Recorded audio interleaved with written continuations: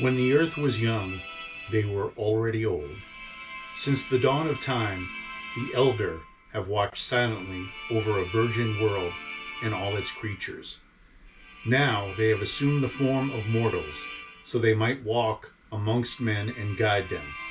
They await the word from Morpheus the caretaker, whether the boy be deemed ready for the sacred rite of ascension to the Order of the Rose, and for the pronouncement of his sacred duty. The Odyssey begins.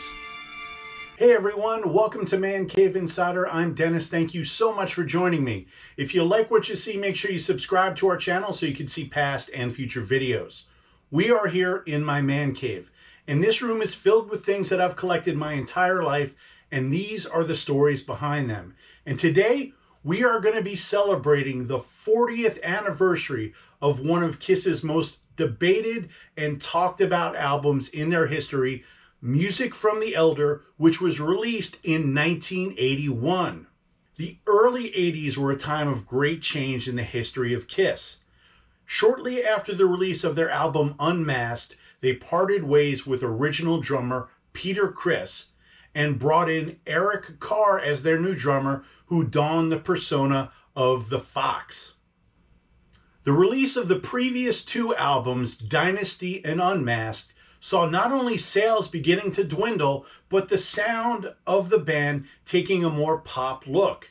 And the band wanted to make a return to a more straight-up hard rock album, and they knew that their next album had to make a big statement. To do this, they turned to producer Bob Ezrin, who 5 years earlier had produced the quintessential Kiss album, Destroyer, still regarded by many as Kiss's greatest album of all time. Ezrin had recently co-produced the Pink Floyd classic The Wall and suggested to Gene Simmons and Paul Stanley that they do a concept album to show the critics the artistic merit of the band and that this would be their masterpiece.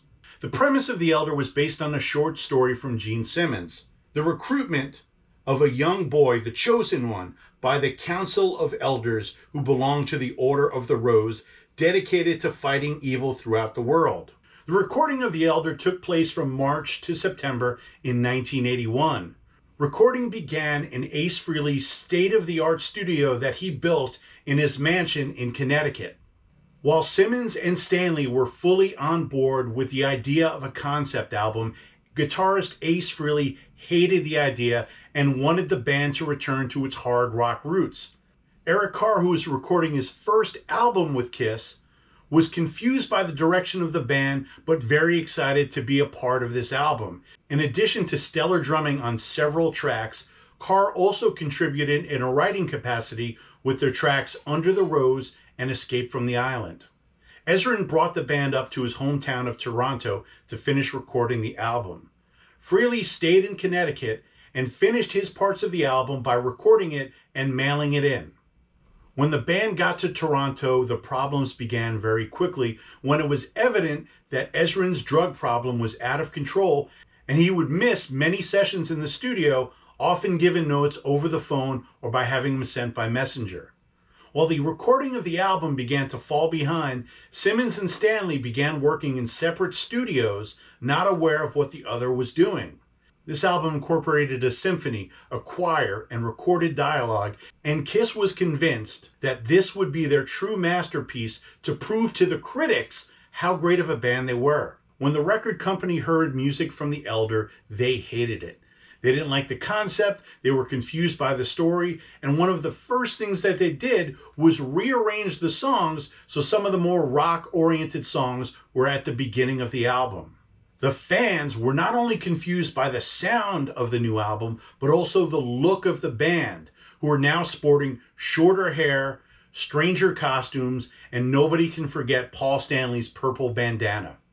The album was an instant flop with both critics and fans, only going to number 75 on the Billboard album chart, and the only single, A World Without Heroes, stalled at number 56. At one time, the band considered turning The Elder into a multimedia event, either through film or a theatrical stage tour. But aside from a few promotional appearances, they wisely made the decision not to tour. The legacy of the Elder had both good and bad consequences. Kiss immediately returned to the studio and made a straight-up hard rock album called Creatures of the Night, which is regarded by many as one of their best ever. This would also be the last album with the participation of original guitarist Ace Frehley, who was dealing with his own substance abuse problems, as well as wanting to leave the band and pursue a solo career. While Frehley is pictured and credited on Creatures of the Night, he never played on that album and left the band shortly after its release. In 1983, Kiss took off its trademark makeup and enjoyed a successful second era of the band. A decade later, Kiss reunited with a sober and coherent Bob Ezrin with the goal of putting the experience of the Elder behind them. And the result was the appropriately titled album Revenge, which is regarded by not only the fans, but also Gene Simmons said that this is one of Kiss's top 2 or 3 albums ever made. Paul Stanley describes the music from the Elder as a good album, but not a good Kiss album. While this album was made during a very turbulent time in the band's history, there is no denying that there are moments of greatness on this album with tracks such as The Oath, I, Dark Light, and several others. When Kiss was remastering their albums in the late 90s, they restored the original intended track order of The Elder, so it has more of a coherent story. A World Without Heroes was performed on Kiss's MTV Unplugged album, and The Oath and several other songs have been played for the die-hard Kiss fans on several Kiss cruises. Even though it is the 40th anniversary of Music from the Elder, Kiss has no plans to revisit this album in any way, shape, or form. 40 years later, Music from the Elder still remains one of the most debated and talked about albums in the history of Kiss. What I have here is 2 copies of Music from the Elder. For my birthday earlier this year, a couple of friends of mine got me the original version of The Elder on vinyl as it was released in 1981. And I have the album on CD when it was released as part of the Kiss Remastered collection in the late 90s, which has the album resequenced to go with the story of The Elder. And in 1998, I got the Kiss Psycho Circus Tour magazine, which features a comic book of The Elder written by Spike Steffenhagen, which to date is the only visual representation of the story of The Elder.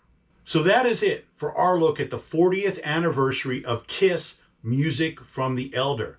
Thank you for watching. Please subscribe to this channel, and we look forward to seeing you next time.